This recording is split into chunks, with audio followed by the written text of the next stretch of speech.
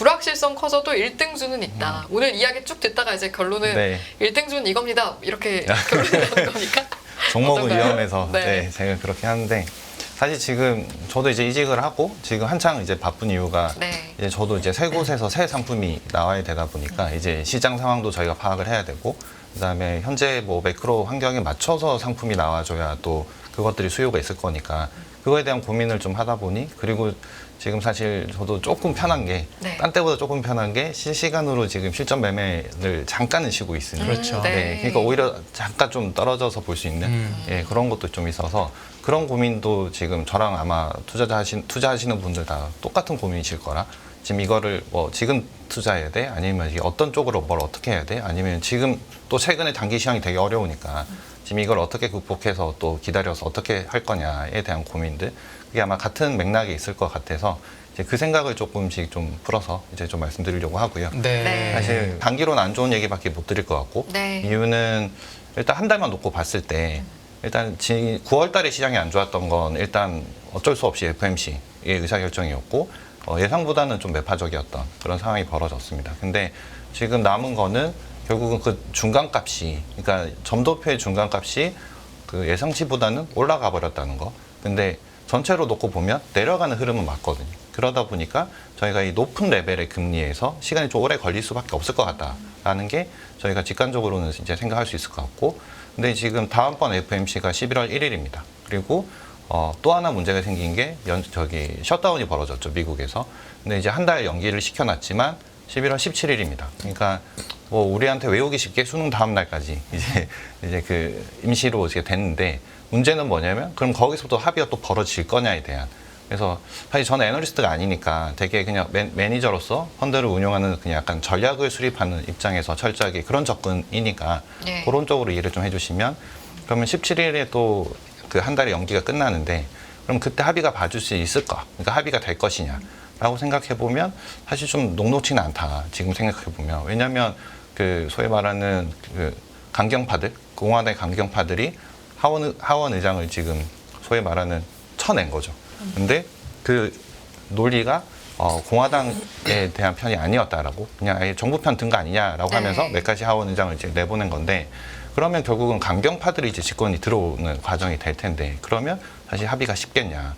우크라이나 전쟁 지원 이슈들도 되게 부각되면서 정부의 그 지원을 잘 안 해주려고 하는 쪽인데 이 와중에 이스라엘도 전쟁까지 나왔기 때문에 사실 난제들이 더 산적해 있고 근데 그거에 대해서 서로 합의를 봐줘야 되는 쪽에 강경파들이 들어오는 구조가 되니까 사실 이렇게 놓고 보면 기간적인 측면에서 11월 17일까지는 저희는 그냥 지켜볼 수밖에 없는 그냥 미국 내의 이슈만 놓고 봤을 때 좀 그럴 것 같고요. 그러면 이제 FMC 이슈 더하기 셧다운 이슈가 11월을 지배한다. 근데 다행인 건 FMC가 결과물 값을 저희는 11월 1일 날 볼 수 있습니다. 그래서 매월 그냥 월 초에 봐버리기 때문에 사실 지금 벌써 10월 중순에 들어가는 지금 입장에서는 10월 달은 그냥 그렇다 치고 단기로 낙폭 과대에 따른 밸류에이션 매력 정도에 따른 시장의 하단선 정도가 어디까지인가에 대한 가늠만 정도 하면 될 것 같고 11월은 FOMC를 첫날부터 시작해서 17일 날까지 그 결과값을 보는 좀 어떻게 보면 좀 지리한 장이 벌어질 수도 있다. 네. 그 정도의 눈높이를 좀 가지고 단기를 좀 보시면 될 것 같고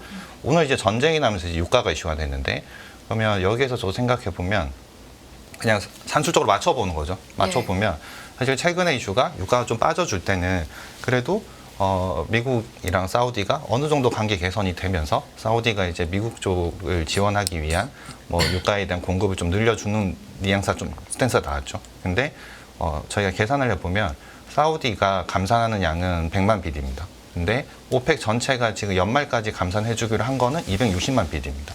근데 요 와중에 지금 이란과 사우디가 중국의 중재로 서로 좀 약간 친해하는 스탠스로 바뀌었죠. 근데 이란에서의 증산량이 얼마냐면 350만 BD입니다. 그런데 350만 BD 중에 중국으로 보내주기로 한 게 100만 BD입니다. 그러면 이란의 증산량은 250만 BD고 오펙의 감산량은 250만 BD고 그럼 합치면 퉁쳐지는 이슈가 나오죠. 그래서 사실은 전체적으로는 그냥 뭐 이 유가 자체의 공급 이런 공급 수요 개념에서는 그냥 균형 상태다인데 지금부터는 이걸로 인해서 이스라엘 이슈로 인해서 혹시나 이란 쪽에 대한 제재가 추가적으로 나오면서 공급 틀이 날 수 있지 않을까라는 이슈 때문에 이제 어제 유가가 좀 반등이 나온 거고 네. 유가가 반등 자체가 오랫동안 반등이 나와버려서 좀 높은 레벨이 되면 이게 사실 경제에 리스크를 좀 작용하는 거죠. 그래서 사실 이런 측면에서도 꼭 보면 결국 이것도 정치 때문에 이 소위 말하는 수급에 대한 거, 증산량, 감산량의 이 매칭이 좀 어그러질 수도 있다라는 우려가 지금 단기로 존재할 거니까 그렇게 보면 사실 유가가 또 다시 한 90불 레벨 언저리 아니면 100불까지도 전망치는 나오지만 저희는 맞출 수는 없지만 높은 레벨에서 좀 유지되지 않겠냐라고 보면 사실 단기로 놓고 봤을 때는 시장을 좀 짓눌렀던 안 좋았던 매크로들이 다시 부각되는 이슈가 돼서 사실은 11월 중순까지는 어느 정도 좀 쉴 수밖에 없지 않을까. 그래서 이제 그런 매크로 단을 좀 확인하는 과정을 저희는 거칠 것 같다라고 생각이 듭니다. 그래서 네. 이 과정을 거치면서 저희한테 필요한 거는 결국은 시장이 반등 나오려면 일단 첫 번째로는 금리 안정화가 좀 나와야 될 것 같고 예. 그다음에 EPS의 상승 그거는 이제부터 시작되는 3분기 실적 시즌을 통해서 그 미래 거를 좀 가늠할 수 있는 상황일 거니까 요것들이 어떻게 보면 낙폭 과대에 따른 밸류에이션 매력을 부각시켜 주거나 아니면 일드 갭 때문에 금리 어쩌고 이 국채 수익률에 대한 비교 요거가 이제 결국은 시장을 좌우하지 않을까 하는 게 이제 단기 시각으로 좀 판단이 됩니다. 유가 오펙이 260만 배럴 감산한다고 그랬잖아요. 근데 지금 사우디가 사실은 한 130만 정도 배럴, 지금 870만이더라고요, 하루에. 네. 근데 EIA 데이터를 보니까 사우디가 사실 130만 배럴을 감산하면 상식적으로 오펙이 130만 배럴은 지금 감산하고 있어야 되잖아요, 원칙은.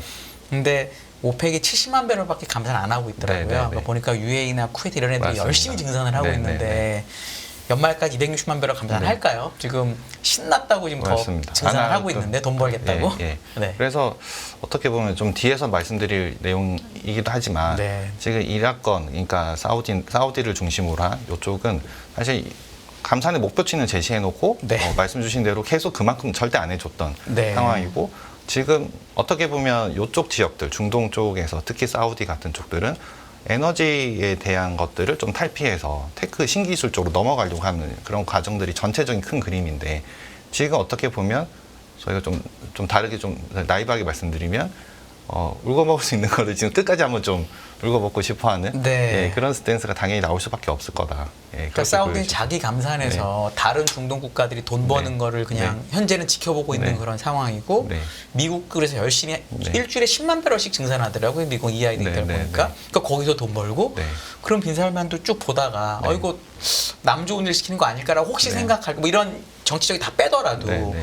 그런 일이 혹시 벌어질 수 있는 가능성은 왜냐면 유가가 되게 중요한 변수라고 보셨으니까 네. 반대로 본다면 네. 이럴 수도 네. 있을 것 같아서 혹시나. 그럴 네. 수도 있을 것 같긴 합니다. 네. 근데 현재는 이제 네. 본부장님 보시기에는 그래도 네. 유가도 위쪽일 것 같다. 현재 그러니까 막 보시기에는. 급등한다라기보다는 그냥 지금 둘 다 똑같은 거죠. 금리든 유가든 네. 높은 레벨에서 일정 수준은 유지될 것 같다. 이게 뭐 급등해서 경제를 무너뜨리는 수준까지 간다 이런 스탠스는 네. 아니고요. 일단 네. 피크아웃은 하는 모습을 우리는 보고는 있는데 네. 그게 생각보다 빨리 빠지지는 않는 거고 높은 레벨에서 일정 수준 유지돼서 계속 시장에는 시장은 사실 이게 빨리 빠져주기를 원하는 네. 건데 네. 이제 그런 속도 차이에서는 괴리가 있을 거다.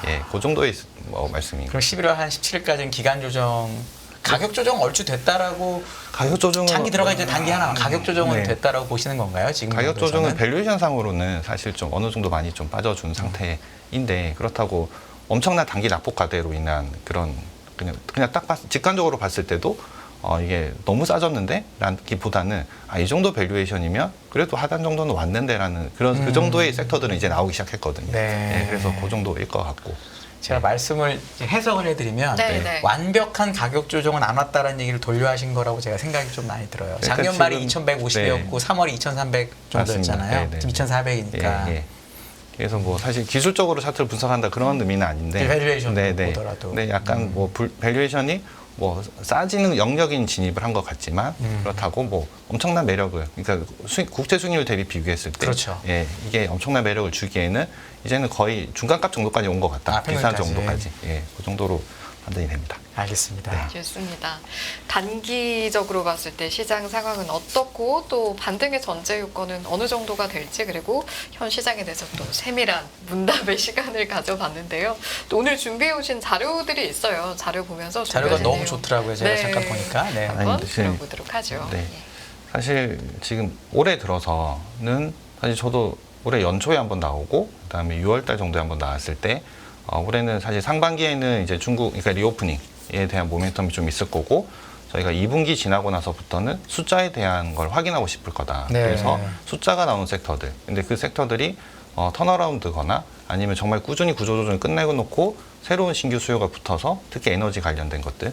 네, 이제 새로운 숫자를 보면서 밸류에이션 부담 없이 갈 수 있는 그런 구조가 좀 형성될 거다였는데 사실 4월달, 7월달은 조금 강한 장이 좀 나타났었고 나머지는 정말 정신 못 차릴 정도의 네. 빠른 순환매만 발생했던 네. 네. 그럼 이 빠른 순환매가 왜 이렇게 계속 발생할까? 이걸 저희가 다르게 표현하면 뭐 테마주 장세, 뭐 아니면 종목 장세 네. 뭐 이렇게 계속 발생하는데 이게 사실 그냥 직관적으로 좀 생각해 보면 사실 새로운 산업이 저희가 계속 뭔가 제공된 거죠. 뭐 가장 대표적인 게 이제 뭐 생성형 AI 뭐 이런 것들이었는데 여기에서 파생될 수 있는 것들이 되게 많아 보였고 네. 그다음에 그 실제로 어떤 기업들이 그걸 한다더라가 나오니까 이게 사실은 시장에 모멘텀을 제공해 줬던 그런 상황이고 그런데 그게 종류가 되게 많았고 전체로 보면 테크도 있었고 에너지 관련된 것들도 있었고 뭐 지금 전쟁처럼 이제 방산도 있었고 그러다 보니까 거리가 많았던 장들이 계속 벌어졌다.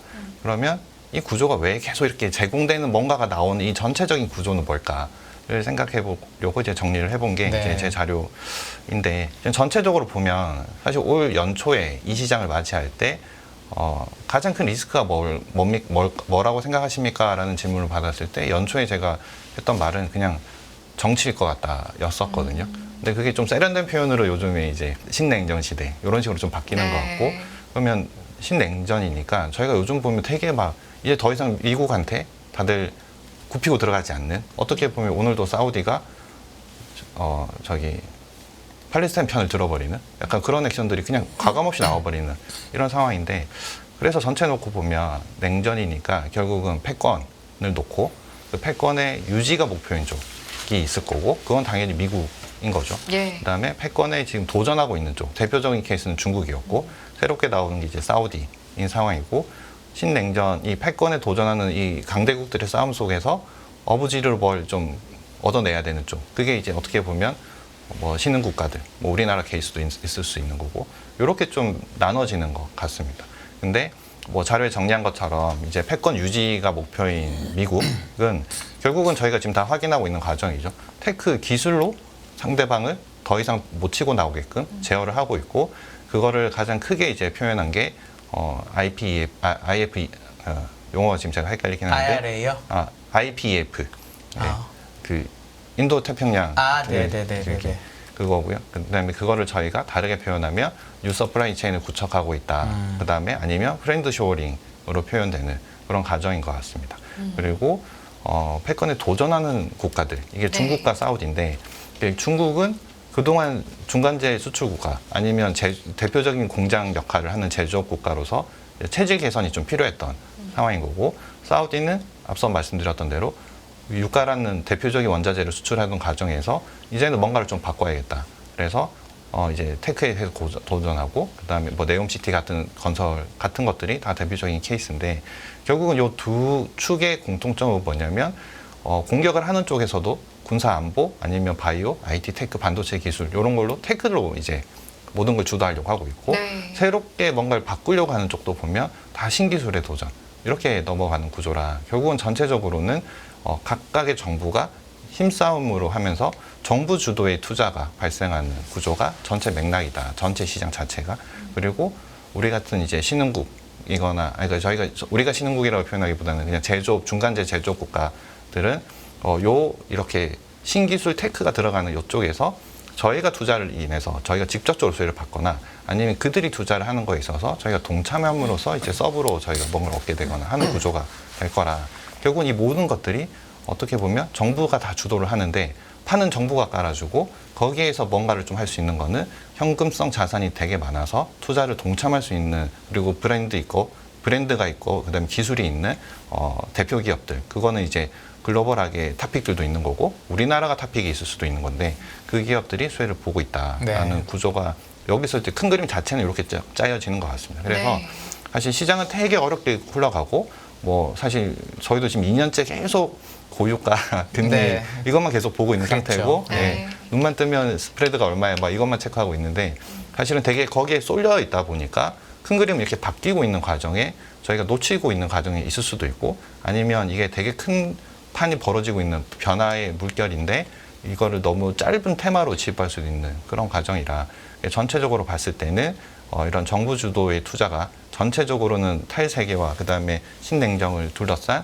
재편이 벌어지고 있다. 그리고 이렇게 되면 B2G, B2B 비즈니스가 판이 커지게 될 거고 이것들은 결국은 신규 캐펙스를 불러온다. 근데 신규 캐펙스가 벌어지면 결국은 이게 다음에 결국은 실적을 보증하는 거라서 전체적인 캐펙스가 어디에 집중되느냐 그리고 같은 캐펙스가 들어가더라도 얼마나 많이 들어가고 그다음에 얼마나 핵심 코어 서플라이 체인만 들고 가느냐 이거를 이제 판단하는 게 저희가 한국 기업들 투자하거나 아니면 글로벌 테크 글로벌 탑픽들 투자할 때 가장 중요한 포인트 아닌가 싶고요. 네.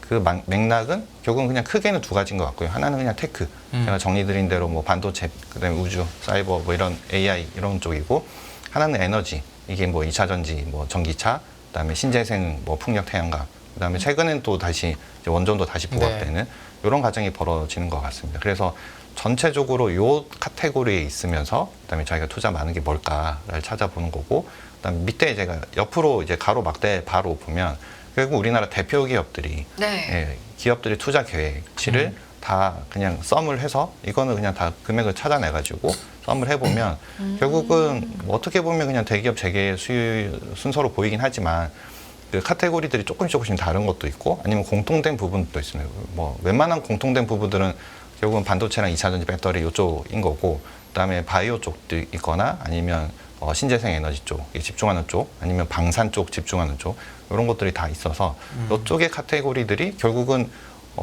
이렇게 놓고 보면 결국 올해 이번 장은 한 번씩은 다 보여줬던 제가 요거 아까 보면서 느낀 게 이게 이제 갈 길이라는 거 얘기를 하셨는데 주가를 보면 이 중에 된 애도 있고 안 된 애도 있거든요. 대표적으로 태양광은 작년 올해 9월 이후 미국 태양광 주가 완전 엉망이고 바이오도 안 좋고 우리나라도 마찬가지고 반면에 같은 에너지인데 전기차는 뭐 너무 테슬라도 좋고 우리나라 이사도 좋잖아요.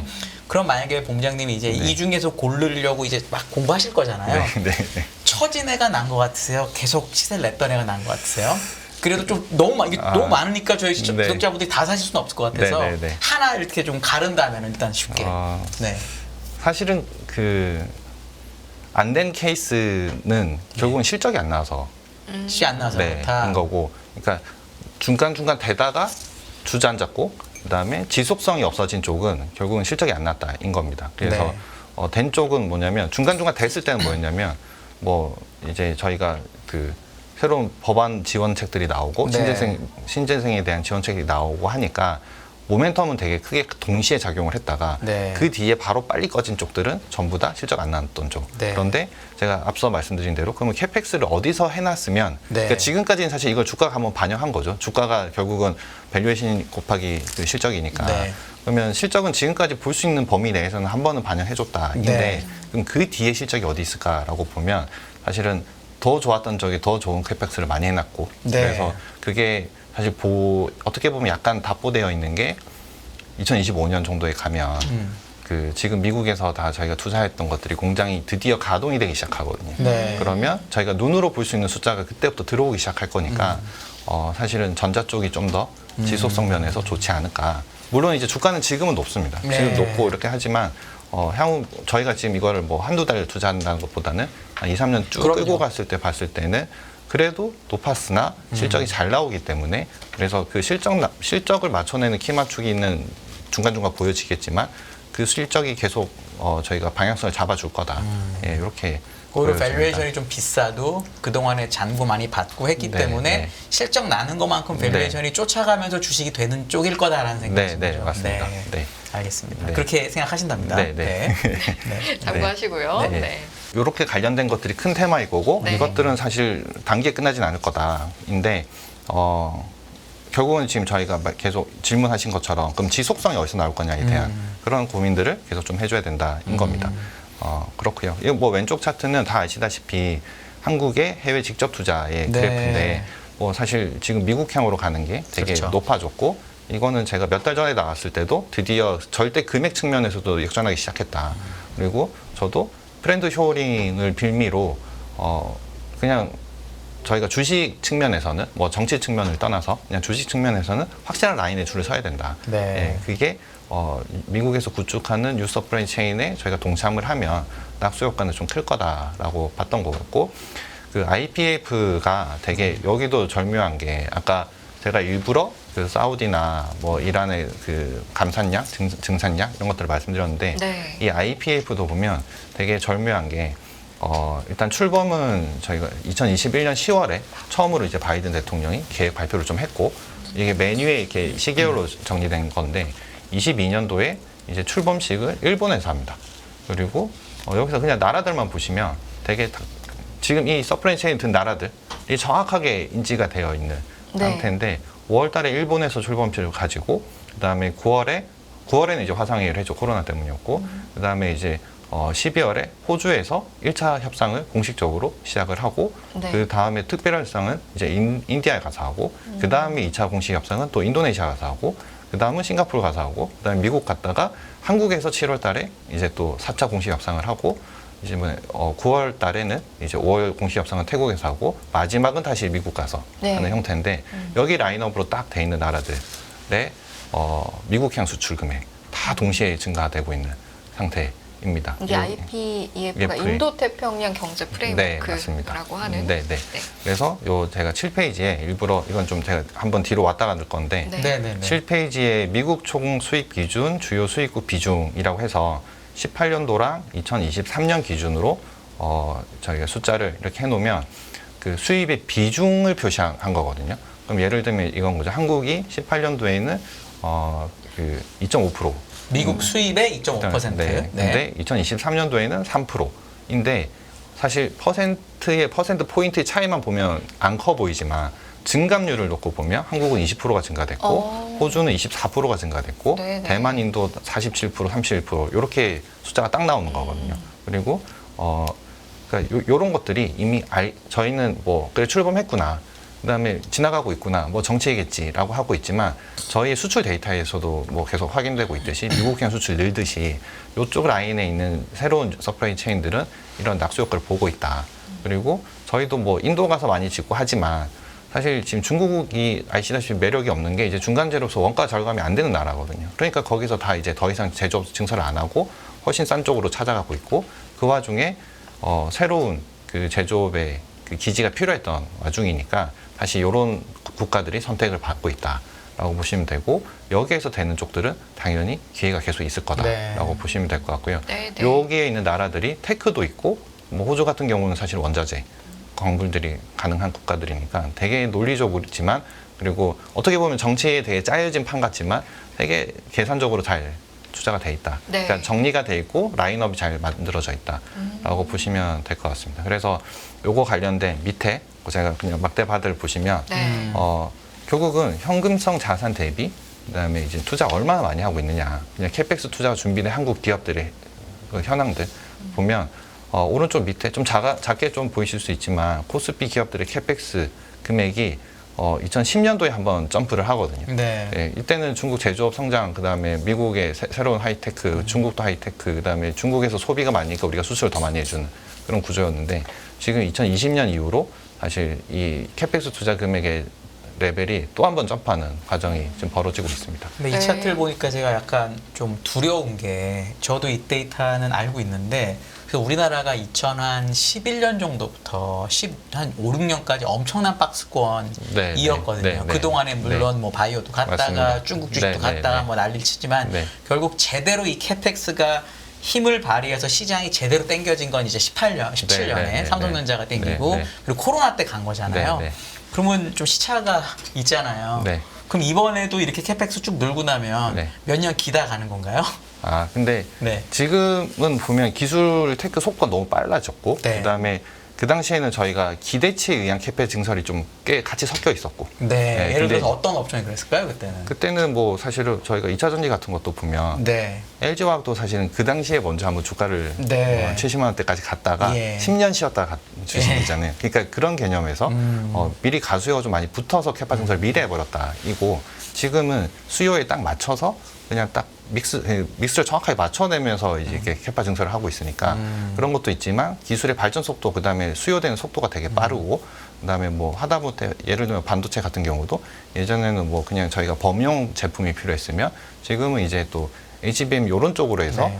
뭐 승수가 다른 효과로 올라가니까 기다리는 시기는 좀 그렇게 길지 않을 거다. 있는 와중에 그다음에 지금 저희가 코로나 이후에 가수요가 붙었다가 죽는 과정을 그러니까 수요가 다시 죽는 과정을 받고 네. 지금은 또 슬림해진 재고 상태에서 최근에 저희가 보면 9월달 수출 데이터도 보면 좋았죠. 한국에서의 반도체도 드디어 감소폭이 줄면서 반등이 나오기 시작하는 그런 과정이니까 전체적인 수요는 견조하고 재고 조정은 끝난 상태에서 캐파 증설 물량들이 2025년도에 들어오면 사실은 그렇게 길지 않는 1년밖에 안 남은 거네요. 그런 치면. 구조인 것 같고요. 그래서인지 몰라도 내년도에 제가 지금 8페이지 요거 보여드리는 게 예전에도 한번 보여드렸던 거지만 최신 버전인데 이게 MSCI 기준으로 그냥 뭐 제가 조작하는 숫자는 아니고 그냥 네, MSCI 네. 기준으로 컨센서스 기준으로. 컨센서스 네. 잡혀 나오는 네. 숫자입니다. 근데 내년도에 제가 음영으로 코스피를 EPS 그로스를 보시면 그 옆으로 쭉 가서 EPS 그로스 FI2 이렇게 보시면 55%. 네. 이게 사실 내년도의 이익 그로스 가장 높은 게 한국이거든요. 지금. 네. 그래서 이런 측면이 저희가 25년도는 이게 당연히 캐파 증설이 들어오니까인 거고 네. 내년도는 지금 어떻게 보면 내년도의 실적이 이 정도로 높은데 근데 이제 올해는 한 20%대거든요. 네. 그러면 시간이 갈수록 저희가 확인하고 싶은 건 이거거죠. 포워드 EPS가 위로 가서 붙어줄 거냐. 이 과정이 계속 벌어질 거라. 사실 1, 2분기 실적 발표했을 때는 잘 나오면 잘 나온 대로 그냥 더 방향성을 위로 잡아버렸는데 이번 3분기부터는 잘 나오면 사실 주가는 반영해 줄 텐데 잘 나와도 근데 또 4분기 될 수 있을까? 그러니까 약간은 기존과는 좀 다르게 그래도 걱정을 하면서 계속 그래도 돌다리 좀 두드려보는 느낌으로 실적 확인한 과정이 이번 실적 시즌부터 성격이 조금은 다를 수는 있을 것 같다. 오늘 그래서- LG전자 실적 잘 내고 주가 많이 올랐잖아요. 네네. 혹시나 그래도 실적 잘 내면 그냥 가져오지. 오늘 전자 또 내일 내일 삼성전자 할 네네. 거니까 네네. 그런 희망은 좀 가지면 안 될까요? 아니 그러니까 바뀔까요? 제가 실적이 잘 나왔다 해서 안 좋아진다 이런 그건 뜻이 아니라 아니지만, 그냥 오늘은 근데 숫자만 딱 나온 거라 사람들이 뭘 보고 맞습니다. 도대체 이렇게 주식 많이 샀을까 싶어가지고요. 올해는 뭐 이게 또 종목이라 아 그런가? 네, 알겠어요. 네, 죄송합니다. 네. 그러면 그냥 네, 네. 하여튼 그 내년에 이 55%라는 숫자가 있기 때문에 네. 이제는 분기 실적 자체만 좋으면 안 되고 네. 이게 정말 내년 위로 가서 실적이 반영해 주는 되는지를 그 과정을 저희가 확인하고 싶을 건데 네, 네. 다르게 표현드리면 오늘 LG전자는 일회성이 없었음에도 불구하고 괜찮은 실적을 내버렸다. 근데 생각보다 내용도 좋았다. 이거니까 결국은 좋은 내용에 대해서 펀더멘털을 반영해줬다. 그렇겠다. 그러니까 그런 실적을 내는 쪽들은 괜찮지 않을까 싶은 거고. 본부장님은 그럼 보통 이제 3, 4분기에는 당장 이번 실적뿐만이 아니라 네. 내년 실적도 뭐 네. 이렇게 가져올 수 있을 것인가를 예. 좀 체크해봐야 된다고 네, 하셨잖아요. 네, 네. 그런 걸 체크할 때 네. 살펴보는 그 요인들, 수치들, 포인트들이 네. 있을까요? 그냥 뭐 되게 일반 투자가분들이 가장 쉽게 할 수 있는 건 일단 시장에 있는 컨센서스가 얼마냐. 그렇죠. 그게 가장 직관적으로 있고 그거는 사실 네이버만 찾으셔도 다 나오는 거죠. 분기 실적이 나와 있으니까. 근데 뭔가 더 네. 있으실 것 같아서. 그래서 저희 같이 같은 보시는 거 경우는 있을까요? 뭐 네. 사실 애널리스트 하시는 분들 그다음에 네. 저희 매니저들은 사실 그 컨센서스를 가지고 저희도 내부적으로 그렇죠. 리서치 요원들이 있으니 아. 일단 기본적으로 모델링을 다 하고 있고 그 모델링이라는 건 제품 판매 대수와 저희도 이제 회사를 미팅하면서 알게 되는 단가나 이런 것들을 가지면 대략적인 매출 사이즈 나오고 가정이 그러면 있죠. 그러면 이제 저희가 여기에서 믹스를 가정해서 마진율이 어떻게 될 거냐에 대한 걸 저희가 하고 그럼 그게 이제 애널리스트 분들은 자료를 써서 내는 거고 저희처럼 네. 매니저들은 그냥 내부적으로 이 자료들 저희가 가지고 고객만을 위해서 쓰는 거죠, 네, 당연히. 그렇게 운용사의 보고 고객만을 있는 겁니다. 위해서. 그래서 뭐 네. 특별히 뭘 한다기보다는 저희도 컨센서스 체크하고 저희 나름 놀이를 만들어 놓고 기업 미팅하면서 또 체크하고 그다음 실적 나왔을 또 때 체크하고. 저희가 뭘 잘못 봤냐, 뭘 잘 봤냐. 근데 그 과정을 몇 분기 계속 저 같으면 부산 거의 한 19년째 하고 있으니까 이 기업의 특징들이 다 있거든요. 그러니까 이 기업은 항상 이렇게 추정되지만 변수는 항상 뭐가 있더라. 그런 것들에 기업마다도 그게 또 특성이 좀 다를 있군요. 수 있습니다. 네. 뭐 예를 들면 현대차가 예전 같으면 그냥 단순하게 원달러 환율 비중으로 놓고 하면 실적 추정치가 그렇게 안 틀렸거든요. 근데 어느 순간부터 안 맞기 시작하는 거죠. 왜냐하면 너무 다양한 국가에 나가기 시작하니까 이종 통화가 많이 섞이는 거죠. 그러면 또 저희가 그걸 또 튜닝을 해줘야 되는. 그러니까 이런 과정들을 좀 서로 거쳐야 되는 걸로 그럼 보시면 실적 돼요. 발표 나오고 그러니까 이거는 이제 사실 전문가의 영역이니까 우리 이승희 씨가 할 수 있는 일이 아니라고 저는 지금 왜냐하면 다른 왜요? 전문 분야 제가 했을 수도 아니죠. 있잖아요. 지금 이 진행이라고 맞아요. 하는 전문 분야가 있으니까 너무나 중요한 그러니까 아, 예를 그쵸, 들어 그쵸. 네. 실적 발표가 나오고 네, 네. 애널리스트들의 추정치가 컨센서스가 상향이 되는 거는 이건 확실히 좋은 신호인 거죠. 그렇죠. 그건 네, 확실히 네, 그러니까 네, 예를 네. 들어서 제가 그냥 일반인이에요. 그러니까 네. 일반인이면 네. 예를 들어 어느 회사 실적이 나오고 네. 실적 발표를 하고 리포트가 나오는 걸 보니까 네. 애널리스트들이 막 추정치를 상향하고 있더라. 네. 이건 일단은 좋게 반영해도 네, 그렇죠. 되는 거죠. 네. 이걸로 체크할 수 있겠네요. 그렇다는 겁니다. 네. 저 같은 개인 투자자들은 다른 그렇게 분야 하시는 아니 것도 이렇게 다른 네. 분야의 전문성 있는 분들은 아 저처럼 네, 다른 분야의 전문성이 있는 분들은 네. 그렇게 하시면 좋다고 네. 합니다. 네. 다시 자료로 들어가 보겠습니다. 네. 네. 그래서 실적이 그렇게 잘 나올 수 있는 개연성이 일단 존재한다. 네. 그리고 올해 저희가 또 실적이 좀 안 좋았던 측면도 있어서 기조도 있지만 내년에 일단 제일 강하게 잡혀서 아직은 컨센서스가 형성되는 게 한국 쪽이다. 그러면 저희가 시장을 결국 누르고 있는 아까 저희 금리 이슈들 그다음에 뭐 각종 정치 이슈들이 좀 누그러진 게 좀 그러니까 그런 것들이 누그러지면 그러면 결국은 이제 좋은 게 보여지기 시작할 텐데 네. 그 좋아지는 것들을 저희가 계속 지켜보자라고 제가 말씀드리고 있는 것들이 뭐 혼란스러워 보이지만 결국은 기승전 결론은 캐펙스로 가고 있다 모든 네. 쪽들이. 그리고 그거에 대한 투자를 국내 기업들이 실제 하고 있고 그것들은 이미 수출 데이터로 이미 나오기 시작했다라는 거고 지금 보여드리는 요 표는 왼쪽은 사실 미국 GDP 내용인데 지금 GDP에서도 보면 고정 투자 중에서도 저희가 시설 투자 이 시설 투자는 소위 말해서 쉽게 말해서 그냥 공장 생각하시면 되고요. 왜냐하면 시설 투자라는 게 비주거용 건축물이기 때문에 그래서 그냥 공장이다. 그냥 단순하게 생각하고 그다음에 고정 투자 내에서도 독일하게 가는 이제 설비 투자. 네. 제가 같은 이렇게 아래 위로 적어놨는데 설비는 사실 공장 지었으니까 기회를 넣어야 될 거 아닙니까? 네. 그래서 같이 이게 동행하는 성향이 나오는데 일단 시설 투자가 2022년 4분기 때부터 플러스로 하면서 계속 3개분기 연속으로 저희가 미국 쪽에서 플러스 나오고 있고 아직 저희가 9월 달 걸 확인을 못해서 그렇긴 한데 일단 설비 투자도 플러스를 전환했다. 그럼 이거는 사실은 앞에 보여드렸던 그런 IPF 스케줄 등등 그다음에 우리나라나 인도나 이런 곳에서 나가는 수출 데이터 등을 종합해서 보면 결국은 우리가 뭔가를 보냈으니 설비는 들어가고 있을 거고 네. 이런 시나리오가 저희가 만들어지는 거죠. 그래서 앞단에서 일부러 큰 그림을 보여드리는 거 소설이 아니라 뭔가 지금 이렇게 서플라이 체인상에서 움직이고 있다라는 걸 보여드린 거고 네. 미국에서 GDP 데이터도 이렇게 나오고 있다. 실제로 뭐 최근에 뭐 경기 안 좋다 안 좋다 하지만 안 좋을 거라 걱정하는 거지 데이터가 안 좋아지진 않았거든요. 지금 네. ISM 제조업도 그렇고 신규 주문자 지수도 그렇고 네. 그런 와중에 오른쪽 보시면 저렇게 투자를 했는데 주요 부문별 시설 투자를 놓고 보면 제가 빨간색으로 동그라미 쳐놨지만 제조업이 올라오고 있습니다. 다 이건 미국 내용입니다. 네. 올라오고 있고 그다음에 미국 제조업 건설 지출 왼쪽 밑에 보시면 당연히 하이테크 쪽에서의 숫자들이 좀 올라오고 있다. 그다음에 오른쪽 업종별 민간 투자 계획 분포도도 보면 반도체나 2차 전지, 뭐 재생에너지 이쪽으로의 숫자가 확실히 많이 나와주고 있다. 그리고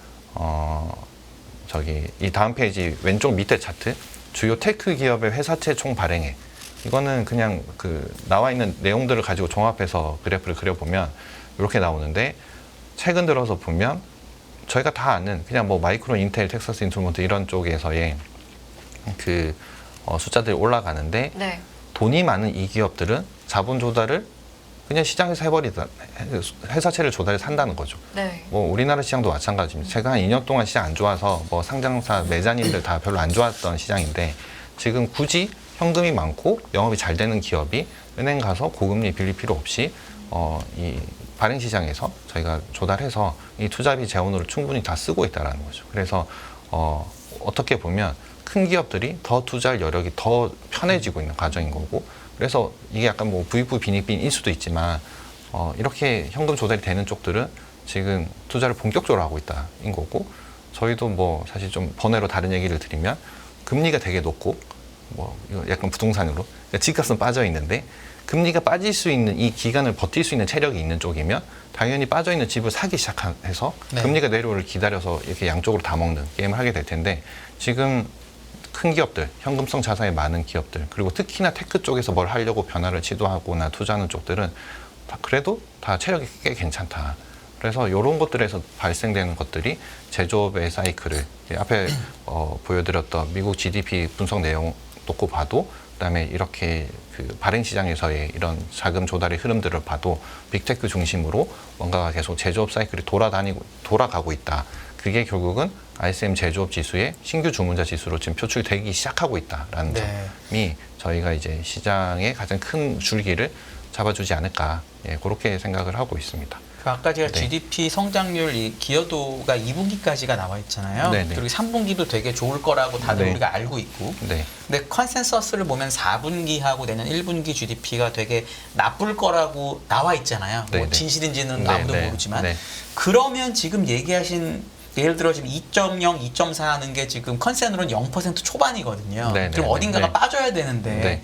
혹시 그게 다시 이 고정 투자가 빠지거나 해서 나오면 어떡하죠? 아니면 혹시나 왜냐하면 지금 컨센서스가 네. 너무 명확하게 4분기, 네. 1분기를 이렇게 밑으로 네. 깔아놓고 있어가지고 그게 이제 연준에서 올해 GDP는 올렸고 네. 내년에도 올렸지만 네. 올렸음에도 불구하고 레벨은 내년이 낮기 때문에 네. 발생하는 왜냐하면 이슈인 연준은 거고. 내년에 1.5인데 네, 네. 컨센이 0.7인가 뭐래요. 네, 네, 그러니까 네. 아직 되게 낮고 네, 아직도 수많은 미국의 이코노미스트들은 맞습니다. 연준 네. 아니라고 주장을 네, 네. 하면서 4분기 때려놓은 건데 네, 네. 누가 맞을까요? 연준이 맞을까요? 그냥 1.5랑 0.7은 같이 빠지는 큰 거면 차이가 숫자의 큰데 레벨이 많이 달라요, 사실은. 맞습니다. 근데 이제 그 질문의 요지도 그렇고 다 결국은 뭘 걱정하는 거면 이제 지수는 갇혀버리거나 낮아버리거나 네. 예, 뭐 아무리 좋더라도 뭐 이거에 대한 걱정일 수 왜냐면 있는데 아까 보여드린 우리나라가 55% 네. 성장하지만 미국이 12% EPS가 성장을 네, 네, 하는데 네. 저는 이제 올해 20년째인데 네. GDP 성장률이 꺾이는데 EPS 네. 성장률이 이렇게 확대되는 경우를 본 적이 별로 없는 것 없습니다. 같단 말이에요, 제가. 네, 네, 근데 네.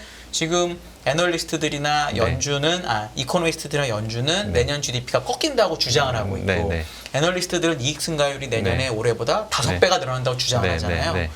둘 중에 누군가 이상한 거거든요. 네, 네, 네. 그래서 제가 요거를 여쭤보는 거예요. 네, 요걸 네. 다 갖고 오셔가지고. 네. 그래서 사실 이게 저희가 그러니까 무형의 자산, 그다음에 뭐 무형의 컨텐츠에 대한 투자, 그냥 눈에 안 잡히는 이런 것들이 아니라 이것들은 사실 시설이 보이는 것들이고, 그다음에 계획치가 발표돼서 저희가 들어가는 네. 내용들이고, 그다음에 여기도 보시면 제가 7페이지 오른쪽 위에 투자 계획치를 이제 기업별로 이제 얼마씩, 그러니까 어느 주에 어느 기업들이 얼만큼씩을 어떤 분야에 하겠다는 내용들이 있으니까 사실은 이쪽 뭐 GDP의 전체 규모는 얼마일지 모르겠지만 네. 이쪽에서의 추세적인 방향성은 건 이제 사실은 뒤집히기는 좀 어렵지 않을까. 그렇기 때문에 네. GDP는 좀 꺾여도 큰 회사들 올해처럼 큰 회사들이 네. 또 땡겨가지고 EPS가 나는 그런 그림을 나올 수 있다. 나올 수 있다. 네, 그게 사실은 지금 어떻게 보면 아까 말씀드렸던 테마 장세, 종목 장세가 벌어지는 이유가 네. 지수랑 상관없이 벌어질 수 있는 이유는 네. 예, 그 분야들이 이런 것들을 계속 제공해 줄 수 있어서 어떻게 보면 지수가 급락이 나와서 완전히 시장이 끝났다라는 인식이 아닌 이상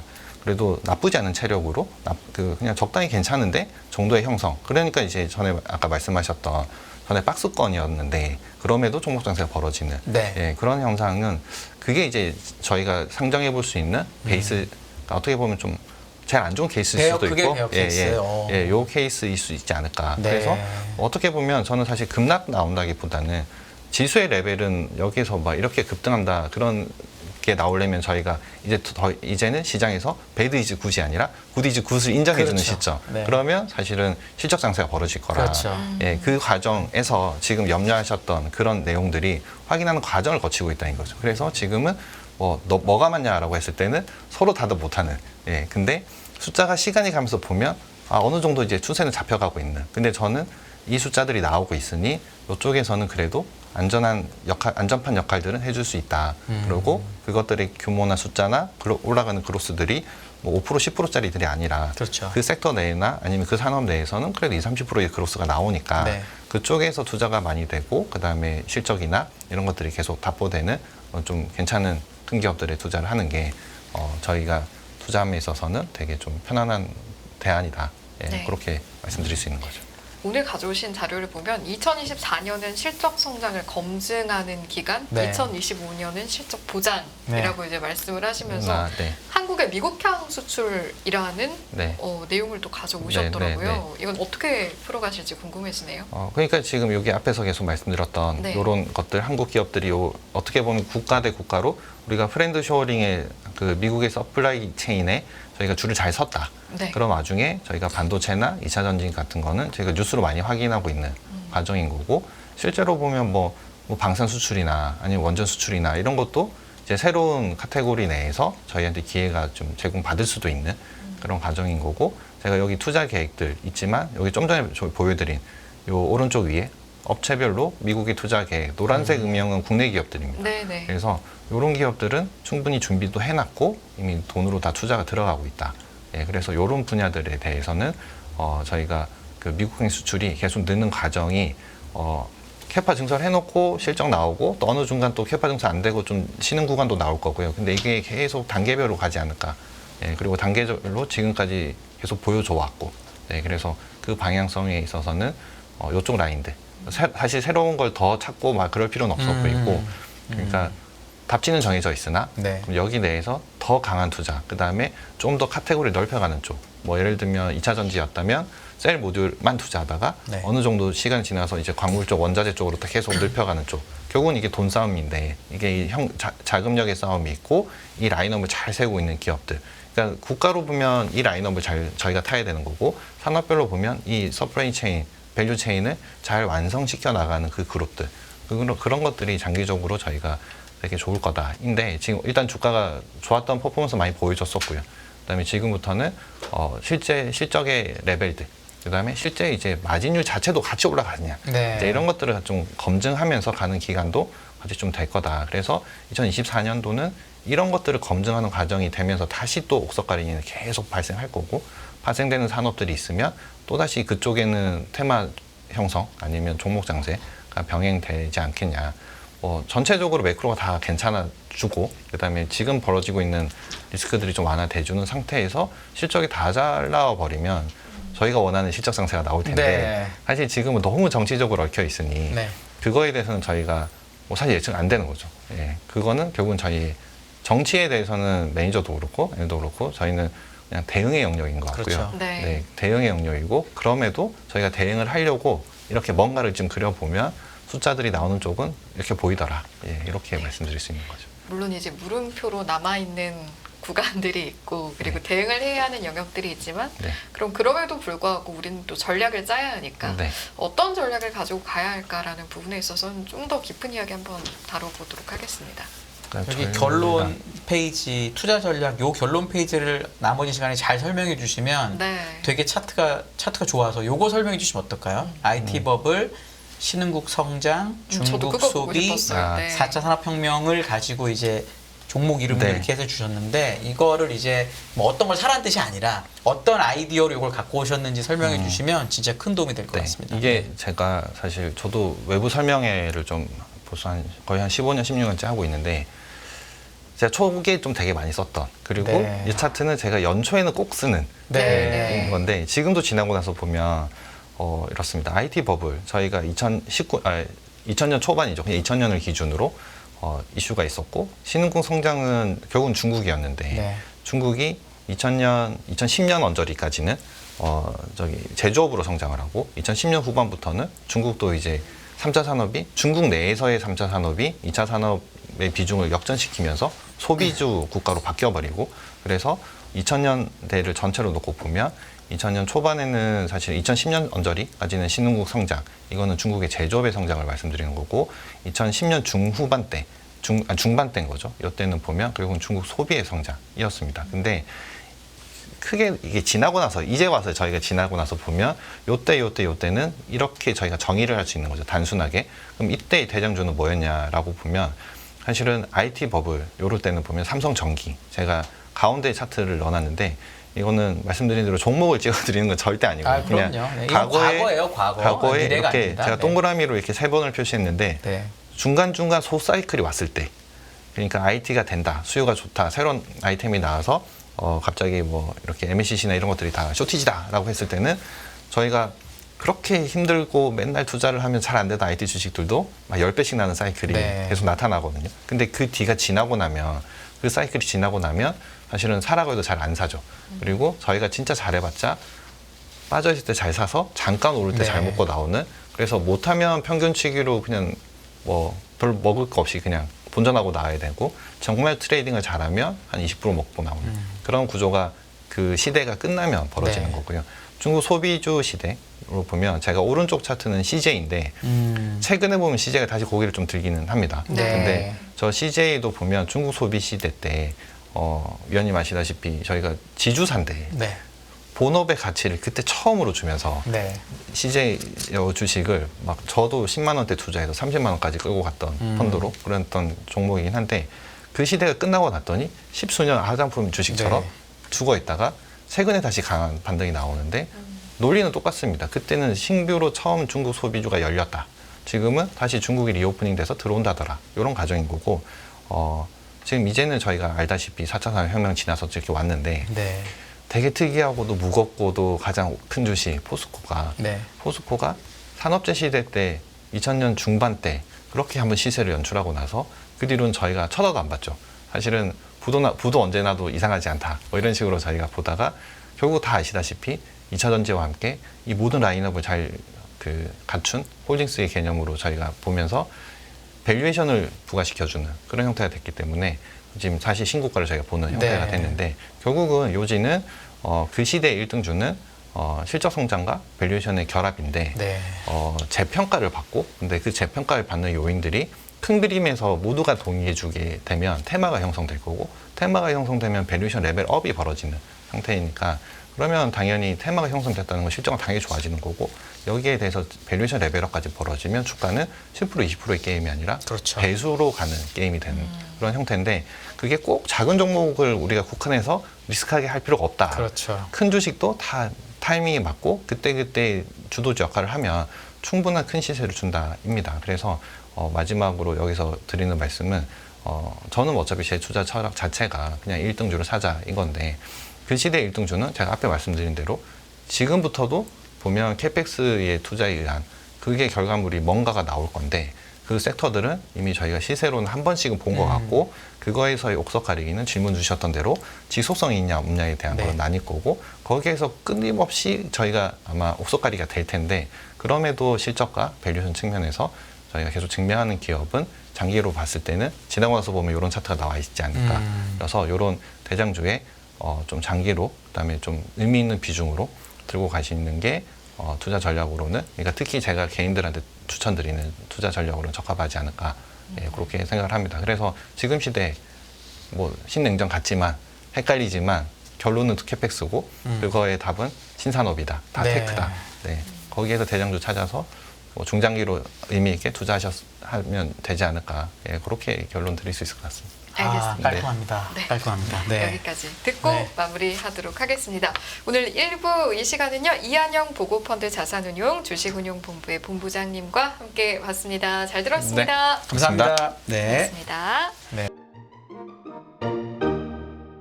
안녕하세요. 이승입니다. 더 많은 영상을 보고 싶으신 분들은 화면 오른쪽에 있는 구독 버튼을 눌러주시기 바랍니다. 그리고 영상을 보시면서 좋아요는 필수인 거 아시죠? 항상 인포맥스 라이브를 사랑해 주셔서 감사합니다.